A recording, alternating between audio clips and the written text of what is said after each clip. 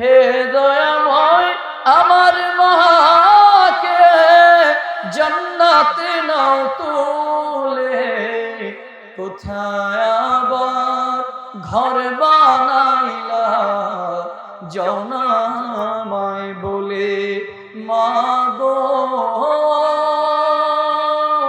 যাও না আমায় বলে।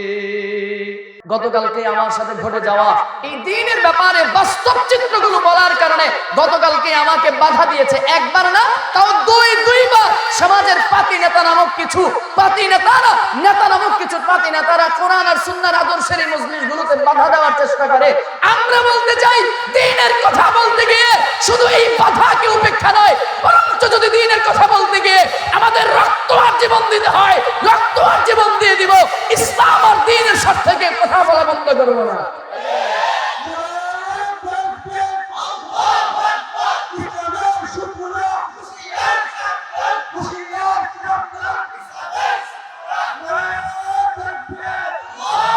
দ্বীনের কথা বলতে কোনো ভয় আছে? ইসলামের পথে চলতে কোনো ভয় আছে? কারণ দুনিয়াতে আপনি আমি থাকবো আর কয়দিন? দুনিয়াতে আপনি আমি থাকবো আর কয়দিন?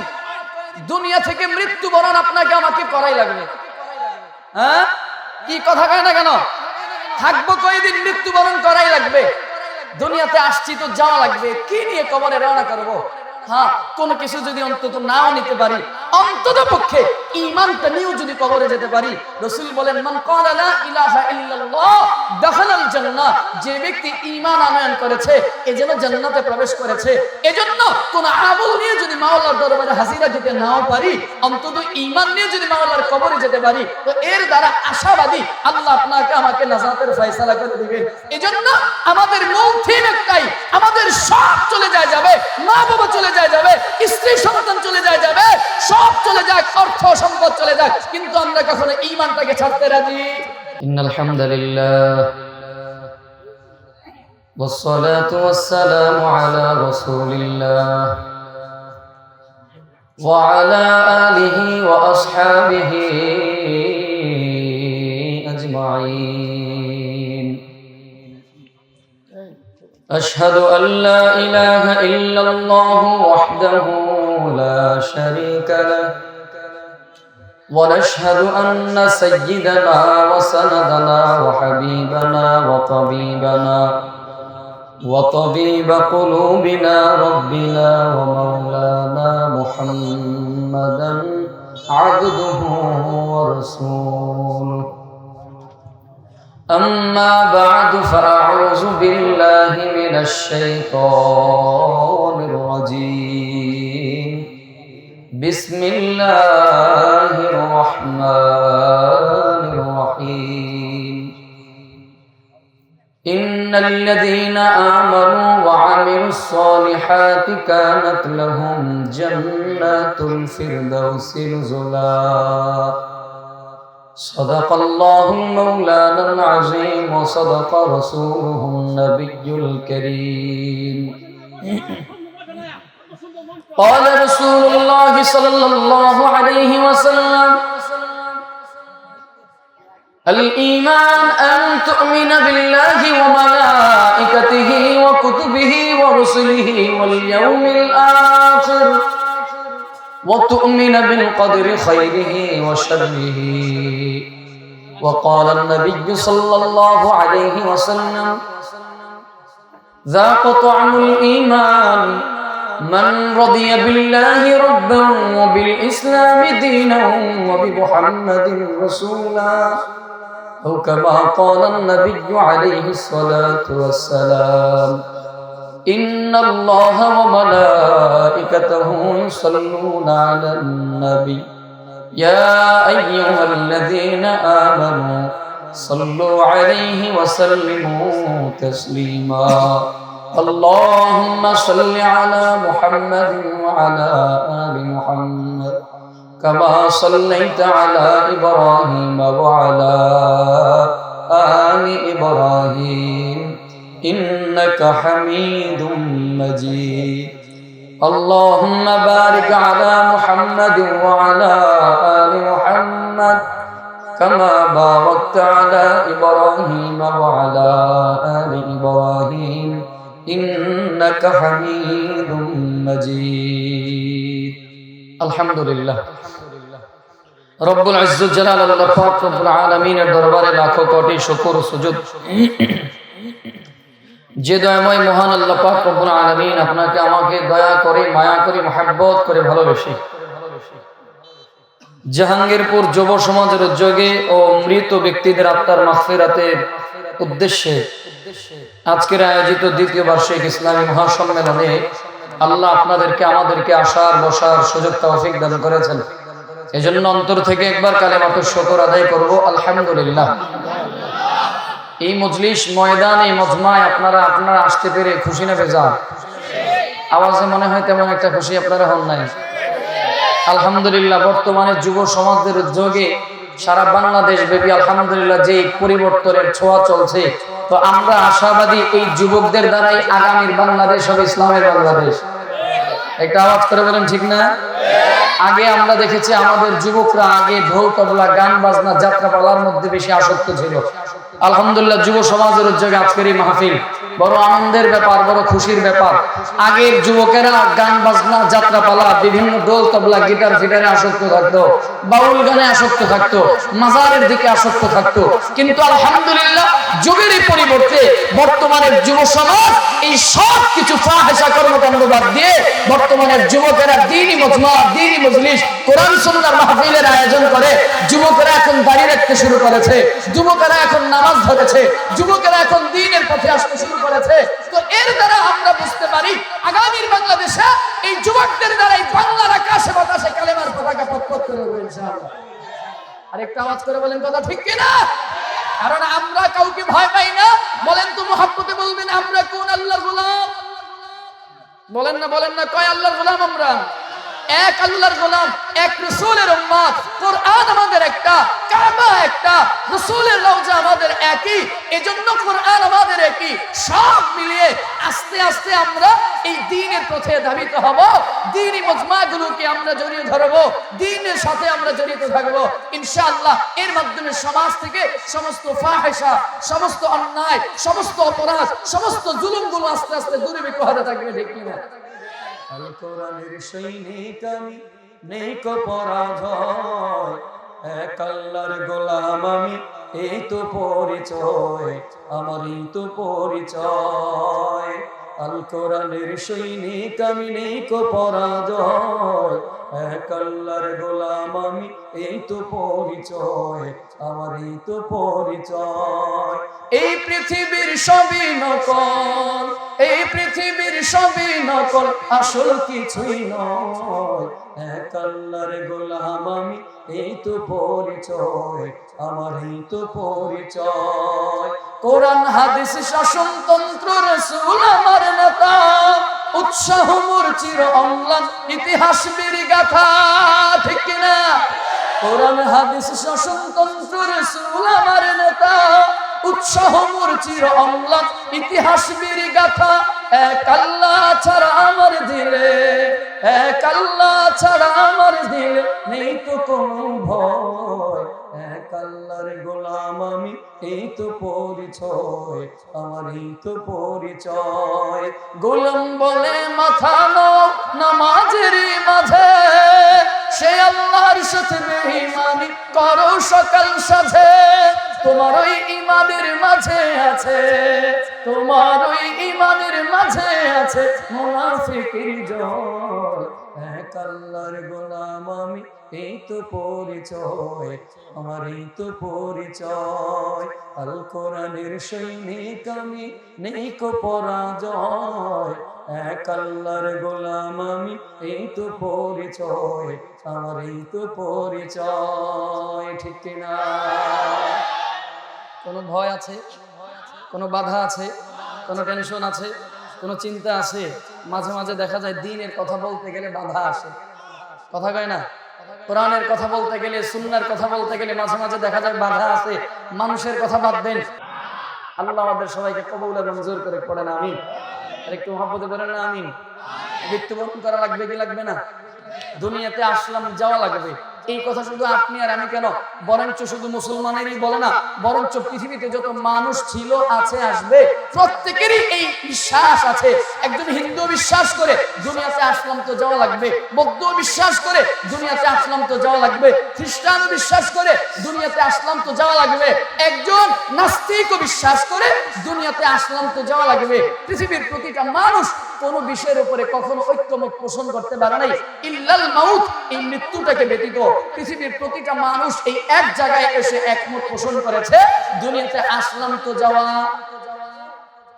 আপনি আমি যাবো কি যাবো না? এই জন্য কি নিয়ে রওনা করবো? ঈমান বড় দামি একটা ব্যাপার, ঈমান বড় দামি একটা সম্পদ।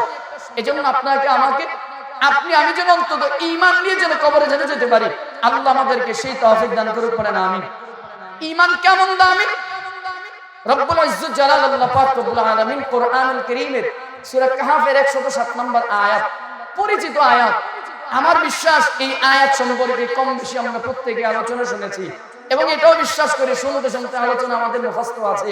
কিন্তু তারপরেও এই আয়াত কেন নিলাম? যেন আমাদের ঈমানটা যেন আরেকটু কুওয়াতি ঈমান হয়। অন্ততপক্ষে এই কথা শোনার পরে যেন আমাদের ঈমানের প্রতি যেন আমাদের অগাধ বিশ্বাস যেন আর ইস্তেকামত যেন হয়ে যায়। আল্লাহ তৌফিক দান করুক, পড়েন আমিন। ঈমানের দাম কত? রব্বুল ইজ্জত জালাল আল্লাহ পাক রব্বুল আলামিন সূরা কাহফের 107 নম্বর আয়াতে কারীমার মধ্যে আল্লাহ জানায় দেন, ইন্নাল্লাযীনা আমানু ওয়া আমিলুস সালিহাত, ইন্নাল্লাযীনা আমানু ওয়া আমিলুস সালিহাত কানাত লাহুম জান্নাতুল ফিরদাউসি নুজুলা। রব্বুল ইজ্জত জালাল আল্লাহ পাক রব্বুল আলামিন বলেন, নিশ্চয়ই যারা ঈমান আনয়ন করবে, ঈমান, নিশ্চয়ই যারা ঈমান আনয়ন করবে, ওয়া আমিলুস সালিহাত, এরপরে ঈমান আনয়ন করার পরে যারা আমল সালেহ করবে, আল্লাহ তাআলা বলেন কানাত লাহুম জান্নাতুল ফিরদাউসি নুজুলা। রব্বুল ইজ্জত জালাল আল্লাহ পাক বলেন, আমি তাদেরকে জান্নাতুল ফিরদাউসের মেহমান বানায় দেব। আপনি আমি ঈমানদার, ঈমানদার হিসাবে আমাদের প্রত্যেকের দিলের মধ্যে আশা, আপনি আমি যেন জান্নাতুল ফিরদাউসের মেহমান হতে পারি। হ্যাঁ হ্যাঁ, আল্লাহ পাক রব্বুল ইজ্জত জালাল আপনাকে আমাকে জান্নাতুল ফিরদাউসের মেহমান বানায় দিবেন। এই আয়াতে কারিমার মধ্যে আল্লাহ তাআলা দুইটা গুণের কথা বললেন। এক নম্বর গুণ হলো ঈমান লাগবে, ঈমান।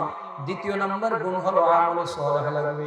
যারা ঈমান আনয়ন করার পরে আমল সালেহ করতে পারবে, আল্লাহ তাআলা বলেন তাদের জন্য জান্নাতুল ফিরদাউস রেডি হয়ে গেছে। এজন্য ঈমানের অনেক দাম, ঈমানের অনেক দাম। আপনি আমি যদি আমল নিয়ে যদি নাও যেতে পারি কবরের মধ্যে, যদি অন্ততপক্ষে খাঁটি অগাধ বিশ্বাস, আল্লাহর প্রতি যদি অগাধ বিশ্বাসটুকু যদি দুনিয়া থেকে নিয়ে যেতে পারি, আল্লাহর প্রতি যদি বিশ্বাসটুকু নিয়ে দুনিয়া থেকে বিদায় হতে পারি, ঈমানটুকু নিয়ে যদি দুনিয়া থেকে বিদায় হওয়া যেতে পারি, এই দুটো বিশ্বাস আপনি আমি অন্তরের মধ্যে রাখি, আপনি আমি জাহান্নামের শাস্তি সাজা ভোগ করার পরে ঈমান থাকার কারণে একদিন না একদিন আপনি আমি জান্নাতের মেহমান হয়ে যাব। কারণ পয়গম্বর বলেছেন, মান ক্বালা লা ইলাহা ইল্লাল্লাহ দাখালাল জান্নাহ, বলে যেই মানুষটা ঈমান আনয়ন করবে, যেই মানুষটা লা ইলাহা ইল্লাল্লাহ, রাসূল বলেন কেমন যেন এই মানুষটা জান্নাতের মধ্যে ঢুকে গেল। জানো কি বন্ধু, জানো এই জন্য ঈমানের বড় দাম, ঈমানের বড় দাম। আপনার আমার পয়গম্বর সাল্লাল্লাহু আলাইহি ওয়াসাল্লাম তার কলিজার টুকরা সন্তান ফাতিমাতুজ জাহরা রাদিয়াল্লাহু তাআলা আনহাকে বলেন, এই সন্তান, তোমার কবরে তুমি যাবা, সাবধান হিসাব নিকাশ করে কবরের মধ্যে যাইবা। কবরের মধ্যে গিয়ে যদি পরিচয় দাও তুমি আখিরি জামানার পয়গম্বরের সন্তান, আখিরি জামানার পয়গম্বর মুহাম্মদুর রাসূলুল্লাহ সাল্লাল্লাহু আলাইহি ওয়াসাল্লামের সন্তান, এই পরিচয় দিয়ে কিন্তু তুমি কবর থেকে নাজাত পেতে পারবে না, মুক্তি পেতে পারবে না। এজন্য কবর থেকে যদি তুমি নাজাত পেতে যাও, তো তোমার নিজের কামাই তুমি নিজে করে ঈমান এবং আমল নিয়ে কবরের মধ্যে যাও। ফাতিমাতুজ জাহরা রাদিয়াল্লাহু তাআলা আনহা যখন ইন্তেকাল হয়ে গেল রাত্রির বেলা, রাতের বেলায় দাফন কাফন হয়ে যাবে,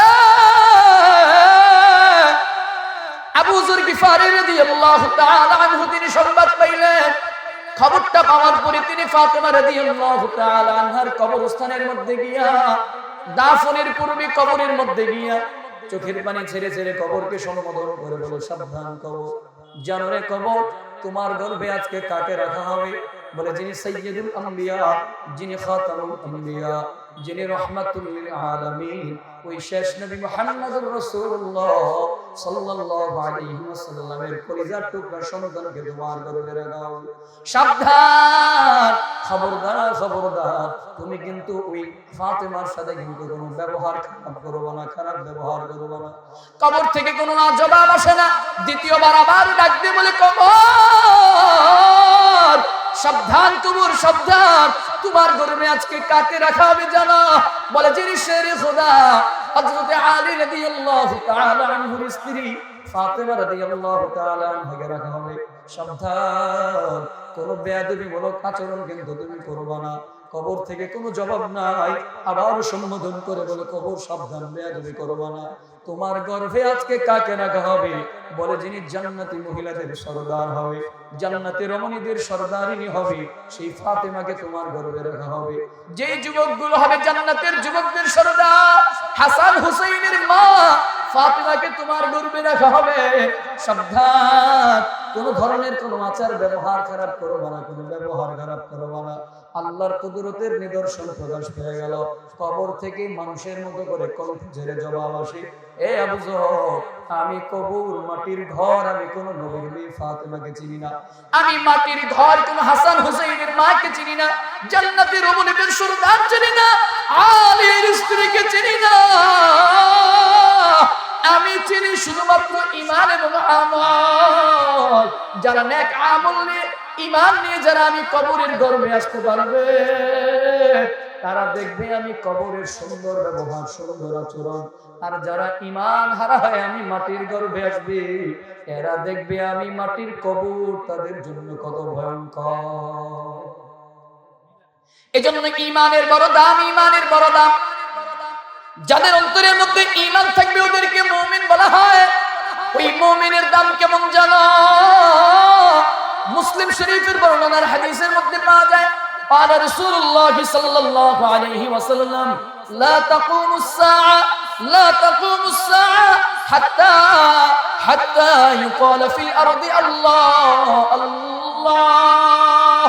নবীজি সাল্লাল্লাহু আলাইহি ওয়াসাল্লাম বলেন, জমিন ততক্ষণ পর্যন্ত কিয়ামত সংঘটিত হবে না, ততক্ষণ পর্যন্ত জমিনের মধ্যে কিয়ামত সংঘটিত হবে না, যতক্ষণ পর্যন্ত, বলে কতক্ষণ পর্যন্ত?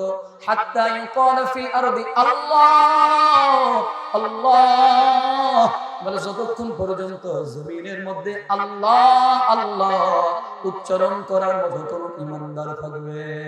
তার মানে কোন ঈমানদার যদি জমিনের মধ্যে থাকে, ওই ঈমানদারের কারণে আল্লাহ তাআলা এই জমিনটাকে ধ্বংস করবেন না, ধ্বংস করবেন না। তার মানে ঈমানদার থাকার কারণে এই জমিন এখনো টিকে আছে। ঈমানদার চলে যাবে তো জমিন ধ্বংস হয়ে যাবে, ঈমানদার থাকবে না, জমিনের মধ্যে কিয়ামত সংঘটিত হয়ে যাবে। একটু মুহাব্বতের সাথে আওয়াজ করে বলবেন, বলেন তো ঈমানের দাম আছে না? চলো বন্ধুরা একটু সামনের দিকে আগাই। ঈমানের পরিচয় পাওয়া যায় বলে কেমনে পাওয়া যায়? আপনার আমার পয়গম্বরের জবান থেকে ঈমানের পরিচয় পাওয়া যায়। মুসলিম শরীফের, সহিহ মুসলিম শরীফের বর্ণনার হাদিস, বড় প্রসিদ্ধ একটা হাদিস, হাদিস জিবরিলের মধ্যে ঈমানের পরিচয় পাওয়া যায়। যে হাদিসের মধ্যে পয়গম্বর 5টা জিনিসের ব্যাপারে, 5টা বিষয়ের ব্যাপারে পয়গম্বর আলোচনা করেছেন।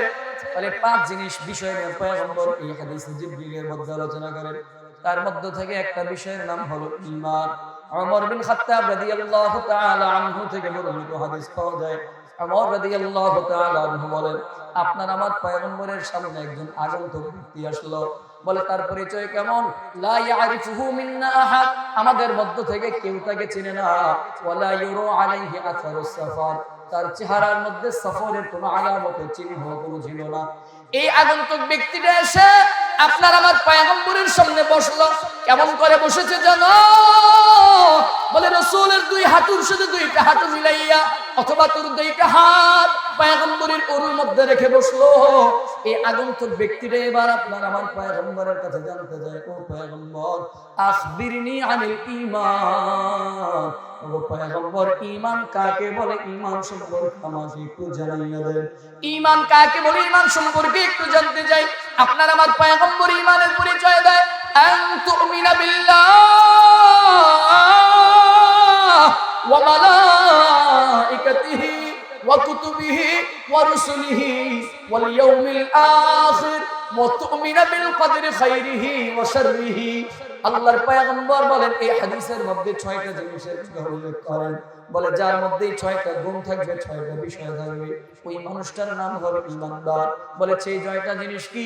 1 নম্বরে পয়গম্বর বলেন, যেই মানুষটা আনতুমিনা বিল্লাহ, আল্লাহর প্রতি বিশ্বাস প্রতিস্থাপন করবে, রাসূল বলেন ওই মানুষটা ঈমানদার হয়ে যাবে। 2 নম্বরে ওয়া মালাইকাতিহি, আল্লাহ তাআলা আসমান জমিনের মধ্যে যত পয়গম্বর, যত ফেরেশতা, যত সৃষ্টি করেছে, সব ফেরেশতাদের প্রতি বিশ্বাস প্রতিস্থাপন করার নাম ঈমান। পয়গম্বর 3 নম্বরে বলেন, ওয়া কুতুবিহি, আল্লাহ তাআলা মানব জাতির হেদায়েতের জন্য যত আসমানি কিতাব দুনিয়ার মধ্যে প্রেরণ করবে, সবগুলো আসমানি কিতাবের উপরে বিশ্বাস প্রতিস্থাপন করার নাম হলো ঈমান। 4 নম্বরে রাসূল বলেন, ওয়া রাসূলিহি, আল্লাহ তাআলা মানব জাতির হেদায়েতের জন্য আল্লাহ তাআলা যত নবী পয়গম্বর দুনিয়ার মধ্যে প্রেরণ করলেন, সব নবী রাসূলদের উপরে বিশ্বাস প্রতিস্থাপন করার নাম হলো ঈমান। 5 নম্বরে পয়গম্বর বলেন, ওয়াল ইয়াউমিল আখির, আখিরাত দিবসের প্রতি বিশ্বাস প্রতিস্থাপন করার নাম ঈমান। 6 নম্বরে পয়গম্বর বলেন, ওয়া তুমিনা বিল কদরি খাইরিহি ওয়া শাররিহি মিনাল্লাহি তাআলা। বলে এই যে কপাল, যাকে আমরা ভাগ্য বলি, ভাগ্য, এই কল্যাণ, ভাগ্যের কল্যাণ অকল্যাণ সবকিছু আল্লাহর পক্ষ থেকে হয়। এই কথাকে মেনে নেওয়ার নাম, বিশ্বাস প্রতিস্থাপন করার নাম হলো ঈমান। আর একটু মহব্বতের সাথে আওয়াজ করে বলবি, পয়গম্বর যে 6টা জিনিসের কথা বলে, এই 6 জিনিসের প্রতি আমাদের বিশ্বাস আছে না? এখান থেকে যদি একটা বিষয় যদি ছুটে যায়, তো আপনার আমার ঈমান চলে যাবে। আপনার থেকে আপনার বিষয় যদি ছুটে যায়, ছোট থেকে ছোট বিষয় যদি ছুটে যায়, এরপরেও আপনার আমার ঈমান নষ্ট হয়ে যাবে, বেঈমান হয়ে যাব। এজন্য বলেন তো, এই বিষয়গুলোর প্রতি আমাদের বিশ্বাস আছে না নাই? আরেকটু আসতে বলেন না, আছে না নাই? আরেকটু জোরে, আছে না নাই? আল্লাহর প্রতি বিশ্বাস আছে না নাই? রিজিক দেন কে? খাওয়ান কে? পরান কে? সব কিছুর মালিক কে? তুমি মিটাও সকল চাওয়া, দুদিন আগে পরে তোমার কাছে সকল পাওয়া, সবই তোমার তরে। তুমি মিটাও সকল চাওয়া, দুদিন আগে পরে তোমার কাছে সকল পাওয়া, সবই তোমার তরে। তোমার পথে চললে সবাই, তোমার পথে চললে সবাই আসবে যে সুদে। তোমার দয়াই পূর্ণ আমার সারা নিশিদে। আল্লাহ তুমি দয়ার সাগর, আল্লাহ তুমি দয়ার সাগর, রহমানো রাহিম। তোমার দয়ায় পূর্ণ আমার সারা নিশিদে। আল্লাহর প্রতি বিশ্বাস আছে না নাই? কি ভালো লাগে, গজল শুনতে মনে চায়। ইনশাআল্লাহ আসতেছেন আমাদের ওস্তাদ, হ্যাঁ, গজলের বস আসতেছে ইনশাআল্লাহ। আমাদের গুরু, আমাদের গুরু, আমাদের বস, আমাদের ওস্তাদ, এদেশের হাজার লাখো যুবকদের ভালোবাসার হৃদয়ের স্পন্দন হযরতুল আল্লামা হযরত মাওলানা মুফতি সৈয়দ আহমদ হাফিজাহুল্লাহ ইনশাআল্লাহ যথাসময়ে চলে আসবেন। গজলের ভান্ডার চলে আসবেন, একে একে কত শুনতে যান, ইনশাআল্লাহ সব দেখা যাবে। আল্লাহ আমাদের সবাইকে তৌফিক দান করুন, আমিন বলেন। চলেন আর 10 মিনিট শুনবেন ইনশাআল্লাহ। এবার ঈমানের ব্যাপারে রব্বুল ইজ্জত জালাল আল্লাহ পাক রব্বুল আলামিন কি বলছেন? ঈমানের দাম আছে, ঈমানের পরিচয় পাইলাম। তো আল্লাহ তাআলা বলেন ঈমান আনেন, কি করবা, কেমনে ঈমান আনবা? রব্বুল ইজ্জত জালাল আল্লাহ পাক বলেন, আমিনু কামা আমানান নাস। আল্লাহ তাআলা বলেন ঈমান আনয়ন করো কামা আমানান নাস। নাস দ্বারা উদ্দেশ্য হলো মুফাসসিরিনে কেরামগণ বলেন সাহাবায়ে কেরাম, বলে সাহাবায়ে কেরামের মতো করে ঈমান আনয়ন করো। ঈমান আনয়ন করবা কার মতো ঈমান আনবা? আমিনু ঈমান আনয়ন করো কামা আমানান নাস। বলে সাহাবায়ে কেরাম যেমন ঈমান আনয়ন করেছেন সাহাবায়ে কেরামের মতো করে ঈমান আনো। জানো কি বন্ধু সাহাবায়ে কেরামের ঈমান কেমন ছিল জানো? বলে সাহাবায়ে কেরামের ঈমান ছিল বড় কুওয়াতি ঈমান। সাহাবায়ে কেরামের ঈমানের কুওয়াতি কেমন পাওয়ার ছিল জানো? বলে দুনিয়ার সব কিছু তাদেরকে ধ্বংস করে দিল, দুনিয়ার সব কিছু চলে গেল, যে ঈমানের গালা ঈমানের মালা গলার মধ্যে পরিধান করেছে, জীবন চলে গেল সেই ঈমানের মালা কোনদিন তারা ছাড়ে না। এমন একজন ইতিহাস, এমন একজন সাহাবীর ইতিহাস 5 মিনিট তোমাদেরকে শোনাবো। জানো কি বন্ধু জানো? রাসূলের প্রিয় সাহাবী হযরত আব্দুল্লাহ বিন হুযায়ফা রাদিয়াল্লাহু তাআলা আনহুর ইতিহাস পড়লে পাওয়া যায় আব্দুল্লাহ বিন হুযায়ফা রাদিয়াল্লাহু তাআলা আনহু কেমন কুওয়াতে ঈমানের অধিকারী ছিল। ইসলামের দ্বিতীয় খলিফা ফারুক আযম রাদিয়াল্লাহু তাআলা আনহুর জামানার কালের কথা। ওই সময় রোম আর পারস্য সাম্রাজ্য ছিল বড় শক্তিশালী সাম্রাজ্য। যেমন করে বর্তমান সময়তেও আমেরিকা হলো বড় শক্তিধর সাম্রাজ্য। আমেরিকা কেমন ক্ষমতাধর রাষ্ট্র? বলে যখন যেমনে মনে চায়, যারে মন চায় তেমনি তারে অত্যাচার যন্ত্রণা নির্যাতন করতে পারে। বলে যার বাস্তব প্রমাণ আমরা কিছুদিন পূর্বে দেখলাম, একটা স্বাধীন সার্বভৌমত্বের রাষ্ট্রের একজন অধিনায়ক, স্বাধীন রাষ্ট্রের একজন প্রেসিডেন্ট, ওই যে ভেনিজুয়েলার প্রেসিডেন্ট, ওই ভেনিজুয়েলার প্রেসিডেন্টকে রাতের আধারে ওই যে ডেল্টা ফোর্স পাঠাইয়া, আমেরিকার সেনাবাহিনী পাঠাইয়া স্বাধীন সার্বভৌমত্বের রাষ্ট্রের একজন প্রেসিডেন্টকে নিজের দেশের মধ্যে নিয়ে জেলখানার মধ্যে আবদ্ধ করেছে। হ্যাঁ, তাহলে ক্ষমতা আছে না নাই আমেরিকা? আমেরিকার পাওয়ার আছে নাই? কেমন পাওয়ার? বলে স্বাধীন রাষ্ট্র ভেনিজুয়েলা ওই স্বাধীন প্রেসিডেন্টকে রাতের আধারে অ্যারেস্ট করে তুলে নিয়ে যায়, ডেল্টা ফোর্স পাঠায় তুলে নিয়ে যায়। কেন? বলে নিজের মন মতো আইন প্রণয়ন করে নাই, এজন্য। নিজের মন মতো স্বাধীনতা পায় নাই, তার জন্য। আমেরিকার সাথে ভেনিজুয়েলার চুক্তিতে বলে নাই, তার জন্য গোটা প্রেসিডেন্টকে তুলে নিয়ে গেছে। কি মনে করেছেন সেই আমেরিকার হাত থেকে আপনি আমিও রক্ষা পাবো? এত সহজ না। বাংলাদেশও তাদের সে আওতাভুক্তের বাহিরে না, বরঞ্চ 2 দিন পরে দেখা যাবে, তার কিছুদিন পরেই দেখা যাবে, বেশি দূরে না, সেই দিন বেশি দূরে না, দেখবেন আস্তে আস্তে আপনি আমিও কেমন ধরে আমেরিকার গোলামের জিনজির পায়ের মধ্যে পড়তেছে। এজন্য সাবধান হয়ে যান। এজন্য সময় থাকতে বুঝার ব্যবস্থা করেন, সময় থাকতে বুঝার চেষ্টা করেন।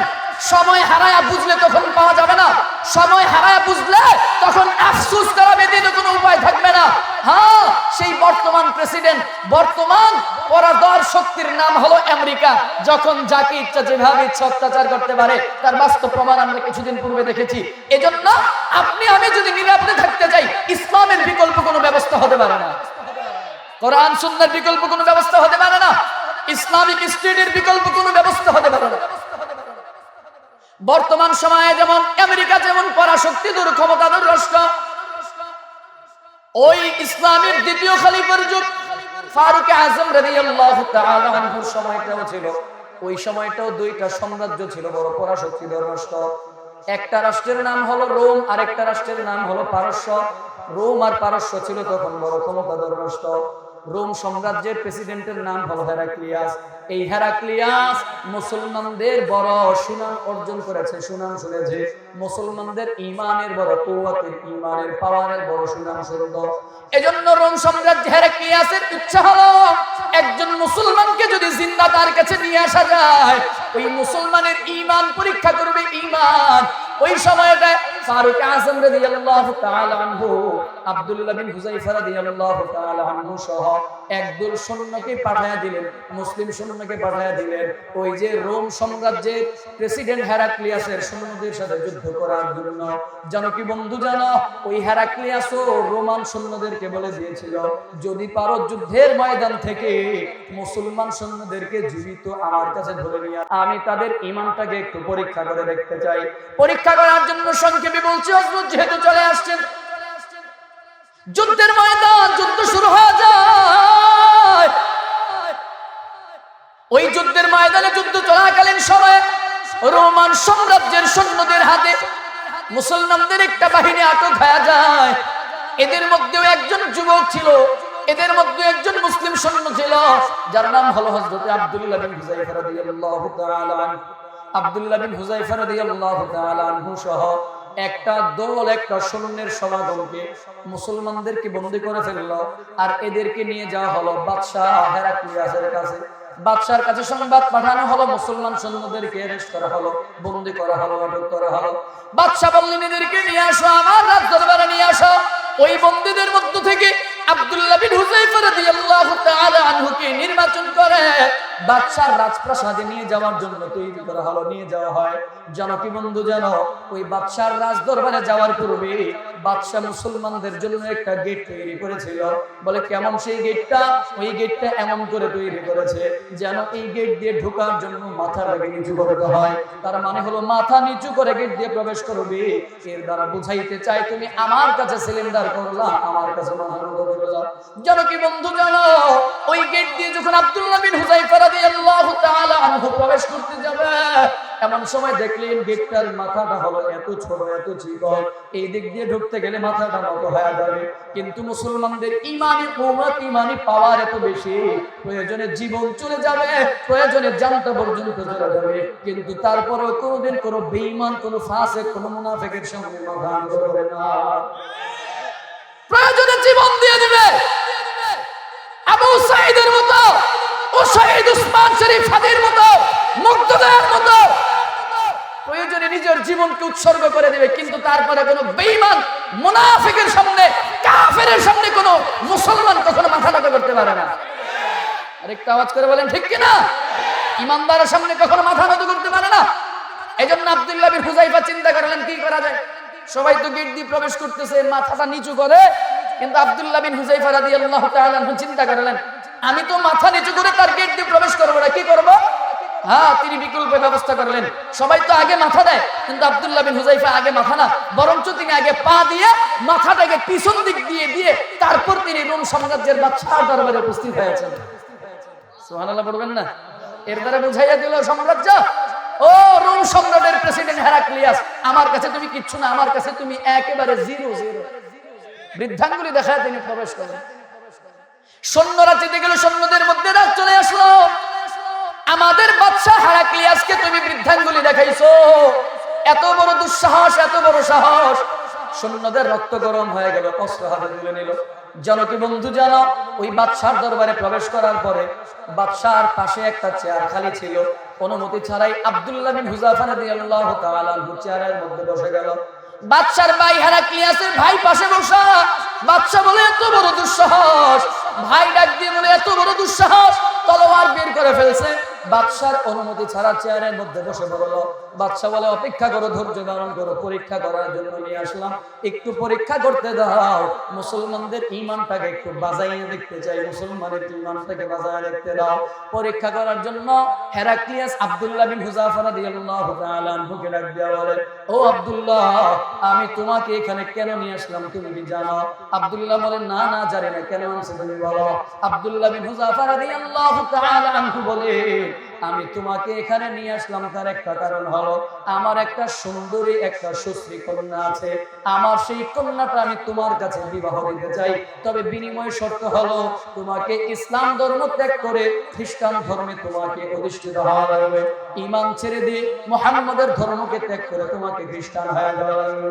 জানো কি বন্ধু, জানো আব্দুল্লাহ বিন হুযায়ফা রাদিয়াল্লাহু তাআলা আনহু কি জবাব দিয়েছিল জানো? আব্দুল্লাহ বিন হুযায়ফা বলে, ইয়া কালবার রূম, আল্লাহু আকবার বলেন না।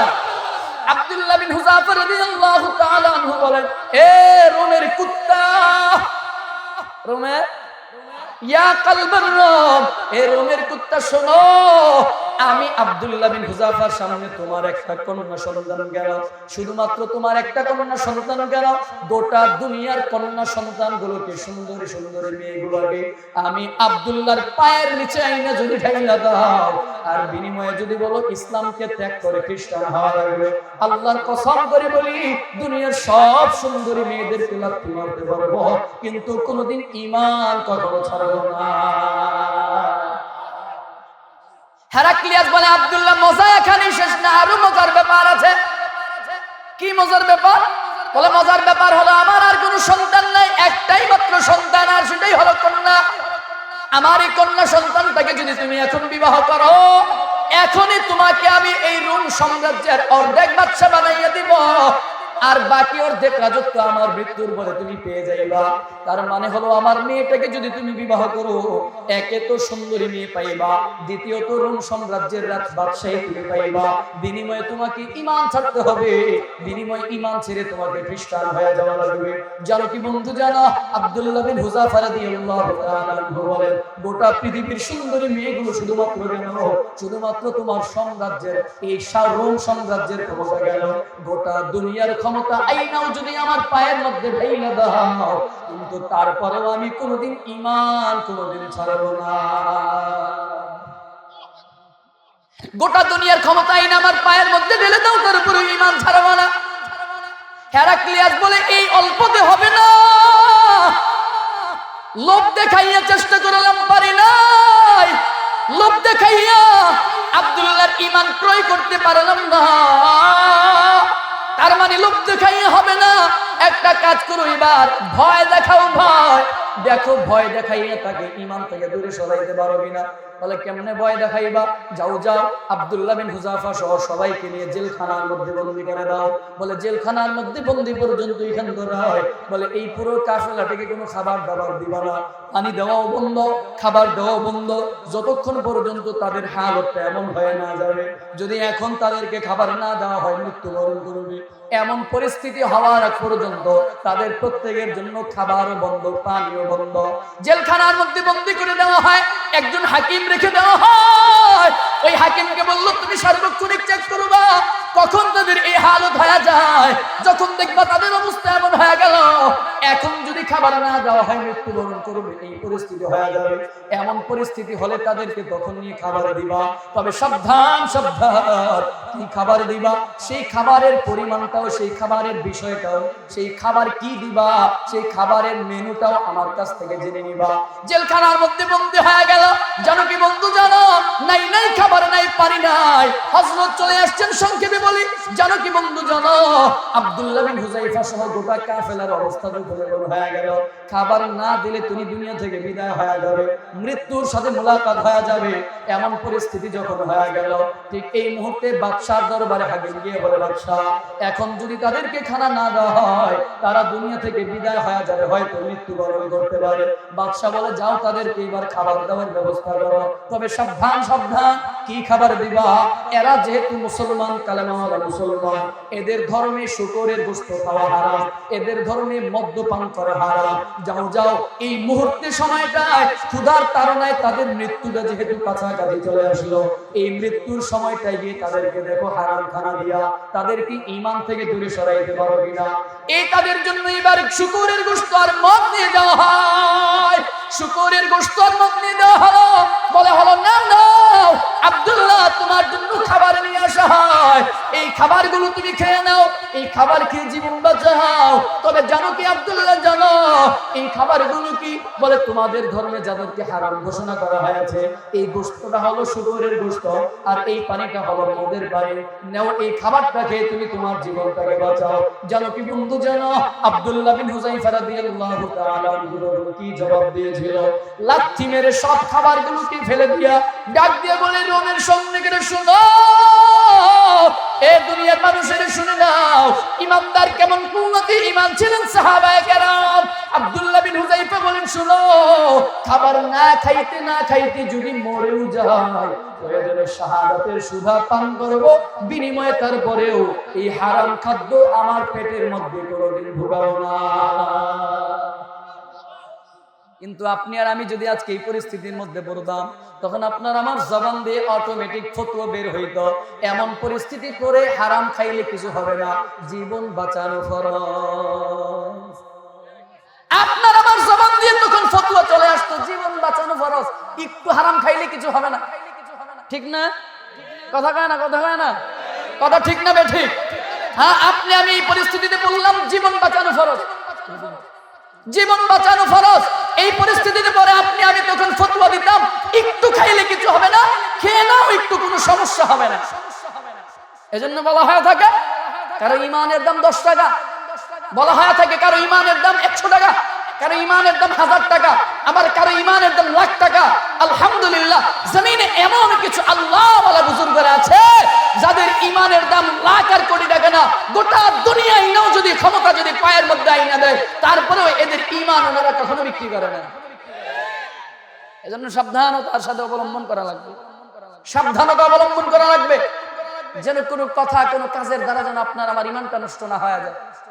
কিচ্ছু নাই, যদি ইমানটুকু থাকে, ইমান নিয়ে যদি অন্তত কবরে যেতে পারি, তো পয়গম্বর বলেন ওই ইমানের ওসিলায় একদিন না একদিন সাজা ভোগ করার পর হলো আপনি আমি জান্নাতের মধ্যে ইনশাআল্লাহুল আজিজ যাবই যাব। আলহামদুলিল্লাহ বলেন না? চলো বন্ধু আর একটু সামনের দিকে আগাই, সামনে যাব, শুনবেন ইনশাআল্লাহ?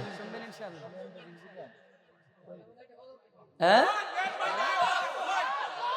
গজল ইনশাআল্লাহ শোনাবো, এটা শেষ করি তারপর ইনশাআল্লাহ।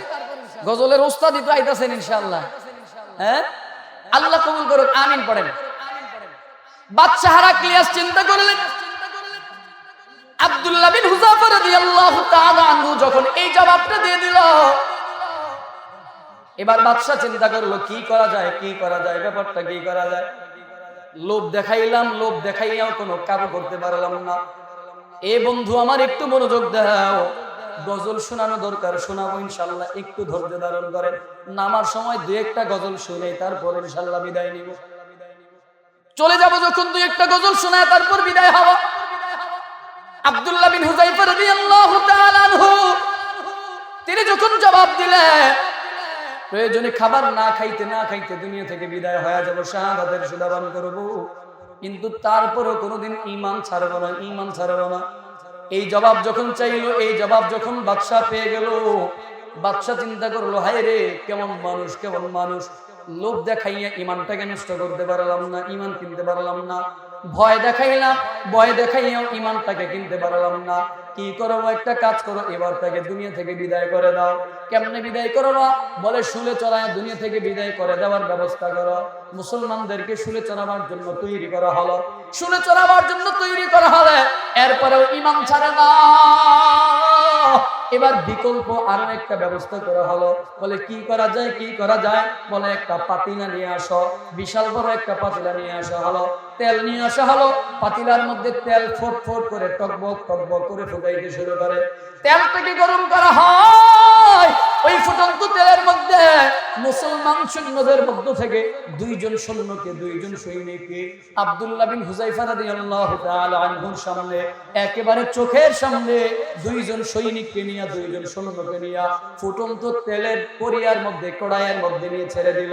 আনন্দ বন্ধুরা যেন ওই তেলের মধ্যে ছাড়ার সঙ্গে সঙ্গে, ছাড়তে দেরি হয় সঙ্গে সঙ্গে ওই হাড্ডি থেকে মুসলমান সৈন্যদের গোশতগুলো আলাদা হতে দেরি হয় না। চোখের পলকে হাড্ডি থেকে গোশতগুলো আলাদা হয়ে গেল, শরীরের কঙ্কালটা, হাড্ডিটা চলে আসলো, বের হয়ে আসে, কঙ্কালটা বের হয়ে আসলো। আব্দুল্লাহ বিন হুযাফা রাদিয়াল্লাহু তাআলা আনহুকে বলে, আব্দুল্লাহ তুমি ঈমান ছাড়বা কিনা বলো, খ্রিস্টান ধর্ম গ্রহণ করবা কিনা বলো। যদি তুমি ঈমান না ছাড়াও, যদি তুমি খ্রিস্টান ধর্ম যদি গ্রহণ না করো, তোমাকেও এই টকবকে তেলের মধ্যে তোমাকেও ছাড়া হবে। জানো কি বন্ধু, জানো? আব্দুল্লাহ বিন হুযাফা বলে, কোনো ভয় নাই, কোনো ভয় নাই, কোনো ব্যাপার না, যত পারো আমাকে নিয়ে তুমি তেলের মধ্যে ছেড়ে দাও, কোনো ভয় নাই, কোনো ভয় নাই। আব্দুল্লাহ বিন হুযাফা রাদিয়াল্লাহু তাআলা আনহুর ব্যাপারে আদেশ করা হলো, যাও যাও আব্দুল্লাহকে তেলের মধ্যে নিয়ে নিক্ষেপ করো, দুনিয়া থেকে বিদায় করে দাও। যখন আব্দুল্লাহ বিন হুযায়ফা রাদিয়াল্লাহু তাআলা আনহুকে তেলের কড়িয়ার সামনে নিয়ে যাওয়া হয়, আব্দুল্লাহ বিন হুযায়ফা রাদিয়াল্লাহু তাআলা আনহু চোখের পানি ছেড়ে দিয়ে টকবক করে চোখের পানি ছেড়ে দিয়ে কাঁদে, চোখের পানি দিয়ে দাড়িগুলো ভিজায় ফেলছে, কান্না শুরু করে দিয়ে কান্নার আওয়াজ।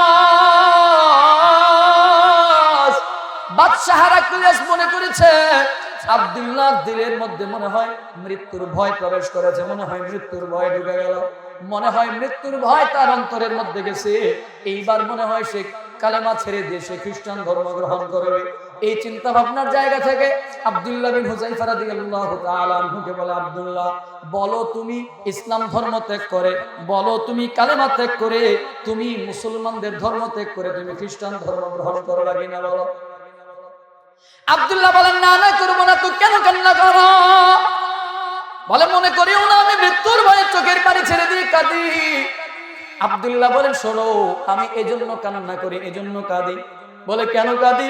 বলে, কাঁদার একমাত্র কারণ হলো আমি আল্লাহর কাছে প্রত্যাশা করতাম, আশা করতাম আমার গায়ে যতগুলো পশম আছে এই প্রতিটা পশমের বিনিময়ে যদি আল্লাহ আমাকে একটা একটা করে জীবন দিত, প্রতিটা জীবন আমি দ্বীনের জন্য কোরবান করে দিতাম, শাহাদাত বরণ করতাম। কেন আল্লাহ আমাকে শুধুমাত্র একটা জীবন দিল, আর ওই একটা জীবনে আমি মুহূর্তের মধ্যে দুনিয়া থেকে বিদায় হয়ে যাব। এই তো মাত্র তেলের কড়িয়ার মধ্যে পড়ে গেলে মুহূর্তের মধ্যে আমার জীবনটা শেষ হয়ে যাবে। আমি তো আশা করেছিলাম আমার দেহটা আমার পশমের মতো খন্ড বিখন্ড টুকরো বিটুকরা হবে, কিন্তু এত সহজে এত সহজ ভাবে আমার মৃত্যু হবে, এত সহজ ভাবে আমি দ্বীনের জন্য জীবন দিব, আমি এটা আল্লাহর কাছে আশা করি নাই। যার কারণে আমার চোখ দিয়ে ক্রন্দন চলে আসে, পানি চলে আসলো। জনকি বন্ধু জানো, এই কথা শোনার পরে আব্দুল্লাহ বিন হুযায়ফা রাদিয়াল্লাহু তাআলা আনহুর এই কথা শোনার পরে বাদশা হেরাক্লিয়াসের দিলটা কেমন যেন পরিবর্তন হয়ে গেল। বাদশা ডাক দিয়ে বলে, ও আব্দুল্লাহ আমি তোমাকে মাফ করে দিব, আমি তোমাকে ছেড়ে দিব, তবে বিনিময়ে তোমাকে অন্তত একটা কাজ করা লাগবে। আমার সম্মানার্থে তুমি অন্তত একটা কাজ করো। আমি তোমার ঈমান পরীক্ষা করার জন্য তোমাকে এখানে নিয়ে আসছিলাম। আমার বিশু আমার শিক্ষা হয়ে গেছে, আমার বুঝ হয়ে গেছে। বলে যারা কালেমাওয়ালা মুসলমান তাদের জীবন চলে গেলেও তারা কখনো ঈমান ছাড়ে না, ঈমান থেকে দূরে সরে যায় না। তবে আমার সম্মানের খাতিরে শুধুমাত্র একটা কাজ তোমাকে করা লাগবে। সেই কাজটা হলো আমার কপালের মধ্যে তুমি যদি আজকে একটা চুমু দাও, এই এক চুমুর ব্যাপারে এই এক চুমুর উসিলায় তোমাকে মাফ করে দিব। আব্দুল্লাহ বিন হুযায়ফা রাদিয়াল্লাহু তাআলা আনহু তিনি কিছু সময় চুপ থাকার পরে চিন্তা ভাবনা করে তিনি বললেন, শোনো, আহা তোমার কপালে আমি চুম্বন করতে পারি, বিনিময়ে আমারও একটা শর্ত আছে, বিপরীতে আমারও একটা শর্ত আছে। বলে, শর্তটা হলো আমি একা মুক্তিপণ চাই না, একা মুক্ত হতে চাই না, আমি একা তোমার কপালে চুম্বন করব, বিনিময়ে আমি সহ আমার সাথী বাতি যারা আছে, সঙ্গী সাথী যারা আছে সবাইকে তুমি মুক্তি দেওয়া লাগবে। সবাইকে যদি মুক্তি করতে পারো, মুক্তি দান করো, তবে আমি তোমাকে চুম্বন করতে পারি। আব্দুল্লাহ বিন হুযায়ফা রাদিয়াল্লাহু তাআলা আনহু শর্তে রাজি হয়ে গেল। আব্দুল্লাহ বিন হুযায়ফা রাদিয়াল্লাহু তাআলা আনহু বাদশার কপালে একটা চুম্বন করার কারণে গোটা মুসলিম কাফেলাটা, গোটা মুসলমান কাফেলাটাকে মুক্ত করে দেওয়া হয়। যেই কথা বুঝাবার চাইলাম সেটা হলো পরিপূর্ণ কুওয়াতে ঈমানদার যারা, পরিপূর্ণ ঈমানওয়ালা যারা, কুওয়াতে ঈমানের অধিকারী যারা, তাদের সামনে হামলা আসবে, মামলা আসবে, তাদের সামনে ভয় আসবে, তাদের সামনে মারামারি আসবে, জেল আসবে, আয়না ঘর আসবে, তাদের সামনে সবকিছু আসবে, কিন্তু কখনো তারা ঈমান থেকে দূরে সরে যাবে। ওলামায়ে কেরামদেরকে কম নির্যাতন করা হয় নাই। আহা আওয়াজ করে না। ওলামায়ে কেরামদেরকে কম নির্যাতন করা হয় নাই। আল্লামা মামুনুল হক সহ এদেশের শত শত ওলামায়ে কেরামদেরকে বিনা কারণে, স্বার্থে আঘাত লাগার কারণে, বিনা কারণে ওলামায়ে কেরামদেরকে আয়না ঘরের মধ্যে বন্দী করে অত্যাচার করা হয়েছে। কিন্তু ওলামায়ে কেরাম কখনো এই অত্যাচারের সম্মুখীন হয়ে, এই অত্যাচারের কারণে কখনো এই জবান দিয়ে হক বলা থেকে কখনো জবান বন্ধ রাখে নাই। এজন্য আমরাও সেই রাসূলের আদর্শের সৈনিক, আমরাও আল্লামা মামুনুল হকের উত্তরসূরি, আমরাও ফজলুল হক আমিনী রাহমাতুল্লাহর উত্তরসূরি, আমরাও আহমদ শফি রাহমাতুল্লাহর উত্তরসূরি, আমরাও হলাম আজিজুল হক রাহমাতুল্লাহর উত্তরসূরি আমরা বলতে চাই, আমাদের জবানে আমাদের উপরে অত্যাচার আসবে, হামলা আসবে, মামলা আসবে, জেল আসবে, জুলুম আসবে, কিন্তু উলামায়ে কেরাম কখনো হক বলা থেকে দূরে যাবে না।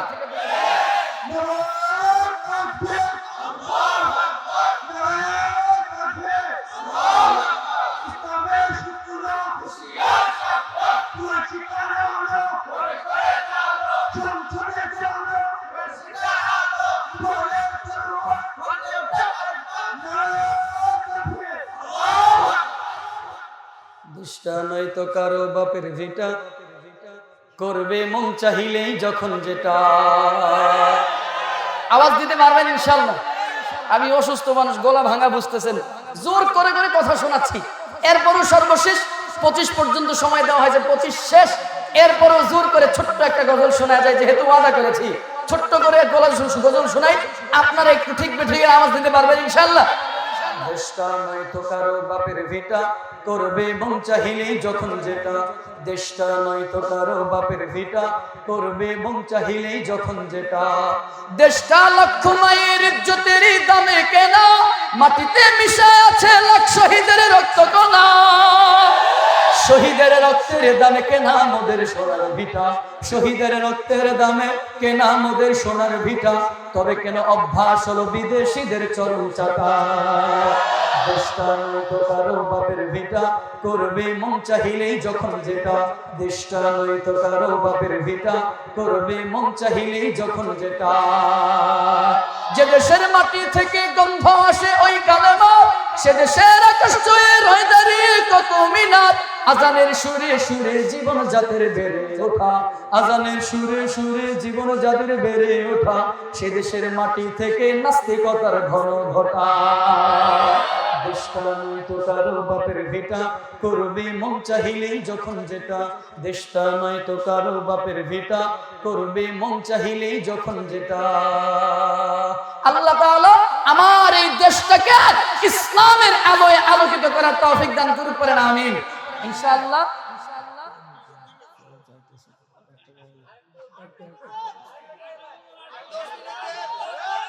আমার এই ভাইটা আমার খুব মুহাব্বতের মানুষ, আর এই হযরত তো আমার মুরব্বী। আপনাদের এই মদনের মাদ্রাসায় হযরতের সাথে অনেক সময় কথা হয়েছিল। হ্যাঁ, হযরত ছিলেন স্টেজে তখন। আর আমার এই এনাম ভাই তো বলেই লাভ নাই, এ তো আমার আরেক মুহাব্বতের ভালোবাসার আরেক ভাই। উনি যদি আবদার করে তাইলে কি আবদার না রাখতে পারে? হুজুরে যেহেতু আদেশ করছেন, হুজুরের আদেশের কারণে এবার আসার পথে আমাকে বলা হয়েছিল একটা মায়ের গজল শোনাবার জন্য। হ্যাঁ, ছোট্ট করে। আমার এনাম ভাই আমার খুব মুহাব্বতের মানুষ, আপনাদের সকলের পরিচিত, এই এলাকার সাবেক মেয়র। হ্যাঁ, মেয়রের নমিনি প্রত্যাশী ইনশাআল্লাহ, আগামীর মেয়র ইনশাআল্লাহ। হ্যাঁ, আমাদের এই মদনের আগামীর মেয়র ইনশাআল্লাহ। আল্লাহ কবুল করুক, আমিন পড়েন। আপনারা পাশে থাকবেন ইনশাআল্লাহ। সৎ যোগ্য প্রার্থীদেরকে নির্বাচিত করবেন তো ইনশাআল্লাহ। আল্লাহ তৌফিক দান করে, পড়েন আমিন। আবার আপনারা বললেন না তাহলে এটা কি কোয়া দরকার, এটা আমার দিলের কথা, মন থেকে বলে গেলাম। এবার আপনারা যেটা ভাবেন তো ভাবেন, আমার দিলের কথা বললাম। আল্লাহ তাআলা এই সৎ যোগ্য মানুষগুলোকে আসনের মধ্যে বসাক, যাদের দ্বারা সমাজ থেকে দুর্নীতি বন্ধ হবে, যাদের দ্বারা সমাজ থেকে চাঁদাবাজি বন্ধ হবে, যাদের দ্বারা সমাজ থেকে দুঃশাসন বন্ধ হবে। আল্লাহ আমার প্রিয় ভাইকে দেশের জন্য, ইসলামের জন্য, সমাজের জন্য কবুল করুক। আর একটু জোরে বলেন না আমিন। বাঁশির পালকি চৈরা মাগো ওহো মা, বাঁশির পালকি চৈরা মাগো যাও যে কোথায় চলে, কোথায় আবার ঘর বানাইলা, যাও না আমায় বলে মাগো, যাও না আমায় বলে। বুকে বড় স্বপ্ন ছিল থাকবো তোমার সাথে, তোমার পাশেই কাটবে সময় সকাল দুপুর রাতে। বুকে বড় স্বপ্ন ছিল থাকবো তোমার সাথে, তোমার পাশেই কাটবে সময় সকাল দুপুর রাতে। হে দয়াময় আমার মাকে,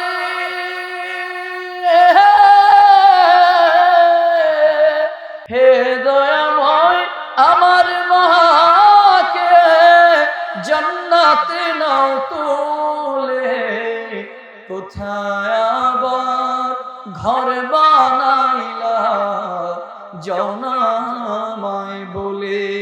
মা গো যাও না আমায় বলে। তুমি ছাড়া কেমনে থাকি একলা শূন্য ঘরে, কেউ তো ভালোবাসে না এই পৃথিবীর পরে। একটুখানি কোনা কথা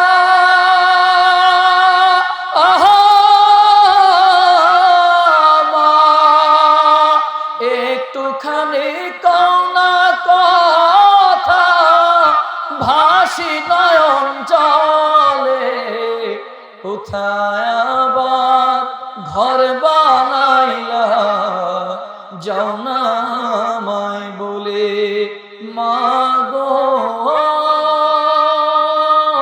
যাও না আমায় বলে। বাঁশির পালকি চৈরা মাগো যাও যে কোথায় চলে, কোথায় আবার ঘর বানাইলা যাও না আমায় বলে। মা গো যাও না আমায় বলে। আল্লাহ আমাদের প্রত্যেকের মায়ের কবরটাকে জান্নাতের বাগান বানায় দেখ পড়েন আমিন। অনেক কথা বললাম, কথার মধ্যে যদি কষ্ট পেয়ে থাকেন ক্ষমা সুন্দর দৃষ্টিতে দেখবেন। আর ইনশাআল্লাহ এরপরেই যারা আলোচনা করবেন, কারা কারা আলোচনা করবেন জানি না, তবে এরপরে আরো স্পেশাল দুইজন ব্যক্তি আছেন। একজন হচ্ছেন আমার বড় ভাই, দুইজনই আমার বড় ভাই, দুইজনই আমার উস্তাদ। হ্যাঁ, এর মধ্যে একজন হচ্ছেন আমার মিতা হযরত মাওলানা মাসুম বিল্লাহ ইমদাদি হাফিজাহুল্লাহ। ইনি আপনাদের মাঝে উপস্থিত আছেন, চমৎকার বয়ান করেন ইনশাআল্লাহ। তিনিও কলরবের শিল্পী, উনিও অনেক বড় শিল্পী ইনশাআল্লাহ। উনিও আপনাদেরকে গজল শোনাবেন, আলোচনা শোনাবেন। আর এরপরে সর্বশেষ আমাদের প্রধান অতিথি, উনি প্রধান আকর্ষণ, উনি তো আছেন ইনশাআল্লাহ গজলের মাস্টার। যেমন গজলের মাস্টার তেমন ওয়াজেরও মাস্টার। আমরা যাদেরকে দেখে দেখে শিখেছি, আল্লাহ তাআলা প্রিয় হযরতের হায়াতে, প্রিয় উস্তাদের হায়াতের মধ্যে বারাকা দান করুক, পড়েন আমিন। অনেক কথা বললাম, কথার মধ্যে কষ্ট পেয়ে থাকলে মাফ করে দিবেন, আমার জন্য দোয়া করবেন। আমার প্রিয় ভাই এনামুল ভাইয়ের জন্য দোয়া চেয়ে আবার বিদায় নিচ্ছি। আসসালামু আলাইকুম ওয়া রাহমাতুল্লাহি ওয়া বারাকাতুহু। Presents by Kuakata media center. হক্কানি আলেমদের নিত্য নতুন ভিডিও পেতে আমাদের চ্যানেলটি সাবস্ক্রাইব করুন। কুয়াকাটা মিডিয়া সেন্টার, ইসলামিক বিনোদনের বিশ্বস্ত সঙ্গী।